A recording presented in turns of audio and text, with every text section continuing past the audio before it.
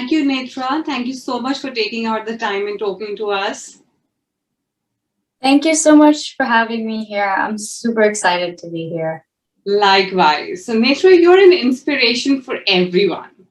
You are somebody with your success story, you have actually managed to challenge the very notion around age. You've managed to achieve something that organizations, adults like myself, and a whole lot of NGOs are still struggling with. You launched your venture when you were at the age of 14. And a short period of about an year, you've actually taken it beyond the borders of your hometown. Tell us a little bit about SpunkGo. Tell us about your journey. So SpunkGo, we started it around June of 2019. So I was entering 9th grade, if I'm not wrong. And so I took a course at a university. I think that's a pretty prestigious university. And I think during that time, we were at the peak of the pandemic and everybody was using facilities like Zoom and Google Meet. And I think the main thing that came to me was that this need for education is there, but we can actually kind of fix that gap and barrier between the privileged and the underprivileged using the technology that we found today. So SpunkGo is an all-girls global student organization where we hold monthly life skill webinars for those in underdeveloped countries. And we have topics ranging from entrepreneurship to well-being to even Mother's Day. I think we had a session on how to parent in this new time in the pandemic. Right. And so the journey has been absolutely amazing. It's been almost a year and a half, I think, since we initially launched it on my own with my father's help. And then we had a few more people come on for things like email marketing, social media, planning, partnerships. And it's been an overall great journey. I think it really started out as to help people, and now I think it's more widespread. I want to create a community and an impact with my journey. That is so amazing. And how many countries are you operating in right now? Currently, we're operating in 20 countries, and I hope that number just keeps skyrocketing. Absolutely. More power to you, girl. And tell me a little bit about your team. So who are the people who are helping you? I know you're doing it pretty much full time. So I initially started off with myself and just a few bits and pieces that my father helped me with. I learned social media marketing, things like that. And then as I grew, I found more people in our community. So I think a prominent person that's been helping me is Asia, and she is part of the Tanzania team. She handles the social media for Instagram and all of our campaigns and promotions. I think initially we had a girl named Dia, and she was handling the media for Instagram, and now we've rolled over that job. I think another really prominent person is Yasmin. She's been doing introductions for our webinars since so long. We've had so many very loyal members to the community and who've been there from the start supporting us, like Ella and Mutasi. And so I think all of these people, as they're not directly in a team, they do definitely help me and they do keep me motivated in times. That's amazing. So they're all volunteers.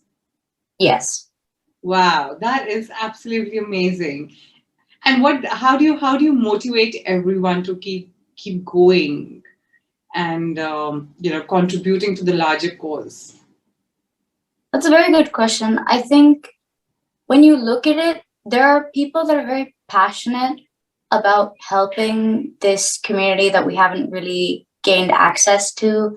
And most of the girls that we are coming to with the content that we have, they're super passionate about learning, and they're so eager for this knowledge, this new thirst, and to gain. And I think that there really isn't any motivation needed for them to keep going because they just want to learn more and they just have this thirst for knowledge. And the people that have helped us have been genuinely out of their heart and out of their passion for this topic. They've wanted to help us. Wow. That's really amazing. So tell me, what has been the single biggest challenge that you faced on this journey? So I think one of the biggest challenges that we faced was we had this community of underdeveloped regions. And so initially we started off having a little bit of low attendance, and I didn't realize why. And so in these regions, there is no on-demand internet access. So most of these girls were going to places like malls and cafes so they could have that on-demand internet, and it wasn't that good. And so I think the challenge of finding out that we can't really have this like timing, and it doesn't really work for everyone. And so the biggest thing that we had for that solution, we had recorded all our webinars and put it on our website. So whenever they did have access to the internet, they weren't missing out on anything. That is amazing. That's amazing. So tell me, what does an ideal world look like for Netra? Thank you for that question. That's a really unique question. I think the ideal world is that education is free, because education is something very important. And I think we've seen that education makes a difference in where you lie. And so some people don't have that access. And I think when we look at that privileged and underprivileged, as a privileged person, I definitely didn't realize that there was such a big need for education. And so education being free, regardless of race, gender, orientation, economic status, is something very important, and that we empower people to keep learning and to keep growing. And we also empower a woman to find their passion, because I think that's something so important nowadays, that we have so many innovative women and they're getting into multiple categories like STEM and entrepreneurship, encouraging them to keep going because their ideas are completely fantastic, and to keep going with their passion and to really impact the world. That's beautiful. That is absolutely beautiful. And in fact, if I remember correctly, you mentioned you're actually helping these women get on their feet and help them with their social media for, the young entrepreneurs who are just getting started. Tell us a little bit about that. So it didn't really take off at first, but now I think that there's a little more recognition around SpunkGo.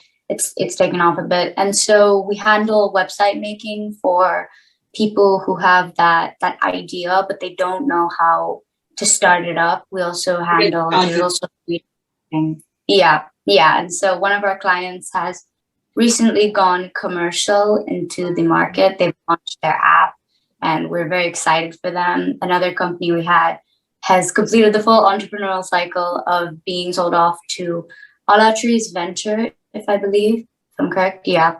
And so we help these people kind of start off on their feet and provide them with the resources that they need to really make this a thing. Wow, that is so good. It's really amazing that you're actually providing the support at the grassroots level where it's absolutely needed, and it's making the most difference. That is so good. So Netra, towards the end, one message to all the amazing girls who are listening to you right now. I think the biggest thing that I learned across this is I don't think you should let anyone hold you back. If you have an idea and if you are passionate enough about it, you will make it happen, and you will be able to make an impact in this world. It's not about, do you have enough resources? Do you have enough opportunity? You've got that passion. I think that you will be able to do it. You shouldn't listen to anyone. And I think you're as powerful as you are as a woman. Wow, that's beautiful. That is absolutely beautiful. Thank you so much, Netra, for taking out the time once again. And thank you for all the hard work that you're doing. Seriously, your passion is absolutely infectious. It's absolutely amazing talking to you. Every time I at least walk away completely inspired to do a little more and justify my age. Thank you so much for having me. This has been absolutely great. Thank you so much, Netra.